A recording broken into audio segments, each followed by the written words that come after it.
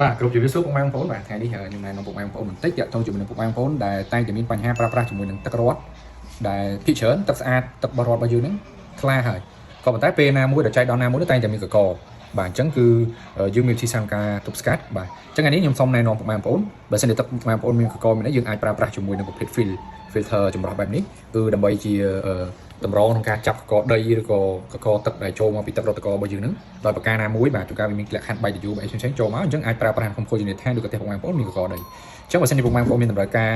បែបនេះគឺពុកម៉ែបងប្អូនអាចប្រើប្រាស់ជាប្រភេទបែបនេះបានបាទបើសិនជាតម្រូវការខ្លាំងច្រើនយើងប្រើប្រភេទកដោធំបែបនេះទៅបាទជាប្រភេទ Big Blue បែបនេះឬក៏ពុកម៉ែបងប្អូនមានតម្រូវការតាមផ្ទះទូទៅទេអាចប្រើមួយករណីបែបនេះបានកំប៉ុងមួយជាមួយនឹងកដោមួយបានតម្លៃធូរថ្លៃហើយការប្រើប្រាស់ទឹកដែលចេញមកគឺអត់មានកកទេបាទមួយករណីទៀតបើសិនជាពុកម៉ែបងប្អូនមានទឹកដែលមានកកហើយក៏ប៉ុន្តែតែងតែមានក្លិនទៅលើក្លិនខ្លក្លិនដីក្លិនអីផ្សេងៗពុកម៉ែបងប្អូនអាចប្រើប្រាស់ជាប្រភេទបែបនេះបានដោយយើងធ្វើការដាក់បំពង់តម្រងចាប់កកទី1បន្ទាប់មកទៀតយើងចូលដល់បំពង់ប្រភេទ carbon filter សម្រាប់ធ្វើការចាប់នៅក្លិនខ្លឬក៏ក្លិនមិនល្អនៅក្នុងប្រភពទឹករបស់យើងផ្សេងៗហ្នឹងការប្រើប្រាស់នៅក្នុងផ្ទះឬក៏ភោជនីយដ្ឋាននេះពុកម៉ែបងប្អូនអាចប្រើប្រភេទពីរនេះបានអញ្ចឹងមានន័យថាសរុបមកវិញទាំងពីរឈុតនេះ